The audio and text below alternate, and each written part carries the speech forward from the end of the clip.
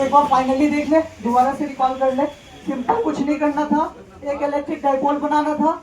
Electric dipole, यहाँ ध्यान दो, यहाँ एक बार लास्ट देख लेते हैं, लास्ट टाइम रिवीजन कर लेते हैं। एक डाइपोल बना लिए -q से +q, इसके बीच का दूरी 2d, इसका सेंटर O, परपेंडिकुलर एक्सिस पे पॉइंट P कंसीडर किए r दूरी पर। -q से पॉइंट P पे इलेक्ट्रिक फील्ड का वैल्यू E1, +q से पॉइंट P पे इलेक्ट्रिक फील्ड का वैल्यू E2 ऊपर की ओर। ठीक है, ये एंगल थीटा तो ये एंगल भी थीटा। E1 का component E1 cos theta, E1 sin theta. E2 का component E2 sin theta, E2 cos theta. E2 sin theta, E1 sin theta एक दूसरे को बैलेंस कर लेगा, क्योंकि E1 का मैग्नीट्यूड E2 के मैग्नीट्यूड के बराबर है। अरे हाँ ना बोलो भाई, पक्का ना? चलो अब देखो, E1 cos थीटा और E2 cos थीटा दोनों का डायरेक्शन एक ही में, दोनों का डायरेक्शन एक ही में, तो दोनों आदमी को ऐसे खींच के लेके जाओ, दोनों का ऐड कर दो वेक्टर एडिशन से, तो ये दोनों ऐड हो जाएगा। ऐड कर दिए, E नेट बराबर E1 cos theta plus E2 cos theta, दोनों का वैल्यू क्या आ गया 2E cos थीटा, क्योंकि E1 और E2 का वैल्यू क्या है, बराबर है। E1 और E2 का वैल्यू बराबर है, कितना है KQ divided by square root of D square plus R square का होल स्क्वायर, क्योंकि दोनों के बीच का दूरी बराबर, दोनों का मैग्नीट्यूड बराबर, तो दोनों का वैल्यू भी बराबर होगा। अरे यस और नॉट?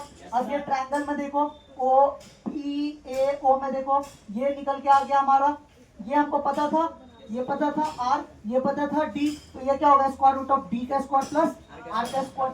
अब जब हमको ये पता हो गया तो cos थीटा D बटे square root of D square plus R square निकाल लेंगे। इस cos थीटा का वैल्यू यहाँ पुट करेंगे, इस E का वैल्यू यहाँ पुट करेंगे, और फर्दर हम लोग कैलकुलेट करेंगे तो क्या होगा 2KQ divided by square root of D square plus R square का होल स्क्वायर, और D बटे स्क्वायर रूट ऑफ D का square plus R square. Root से रूट कट जाएगा, इसका पावर 1, इसका पावर 1/2, पावर क्या आ जाएगा 3/2 आ जाएगा। अब हम लोग जानते हैं R is very very greater than 2D, D tends to 0, तो D के जगह पे 0 पुट कर दो, टेंडिंग टू 0 है, तो ये क्या बन गया 0। अब ये क्या बना R स्क्वायर 3/2, 2 से 2 कट जाएगा, पावर 3, क्या बनेगा KQ इंटू 2D बटे RQ, तो ये क्या बना KP डिवाइडेड बाई RQ। अब वेक्टर फॉर्म में हमने बताया E नेट बराबर क्या होगा -KP डिवाइडेड बाई RQ। ठीक है, क्योंकि अपोजिट डायरेक्शन है, इलेक्ट्रिक डाइपोल मोमेंट के डायरेक्शन से जो E नेट का वैल्यू आया है, वो दोनों का डायरेक्शन क्या है, एक दूसरे के अपोजिट है, तो वैल्यू क्या आएगा निगेटिव साइन के साथ आएगा। Negative sign indicates the direction of electric field, net electric field. Is that clear, guys? Yes, sir.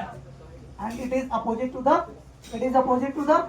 direction of electric dipole movement. Clear है guys? पक्का ना? पक्का ना सबको? ठीक है, चलो कल के क्लास में ऐसे ही फिर से टेस्ट होगा।